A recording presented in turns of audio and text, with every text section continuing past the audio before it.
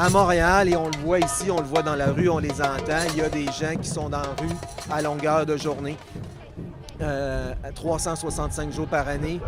Et les refuges accueillent année après année plus de monde. Les ressources d'hébergement pour femmes sans-abri doivent tous les soirs effectuer des refus faute de place.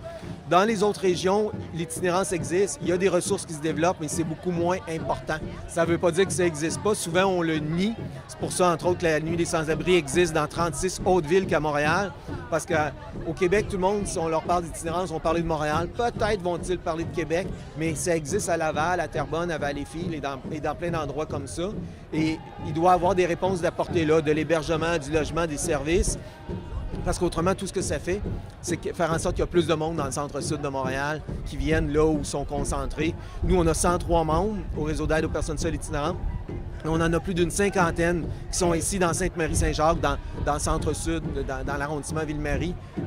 Donc, les ressources sont beaucoup ici, mais tous les itinérants qui sont dans le centre-sud ne sont pas nés dans le centre-sud. Ils sont parce qu'il y a des ressources, parce qu'ils peuvent y vivre, ils survivent.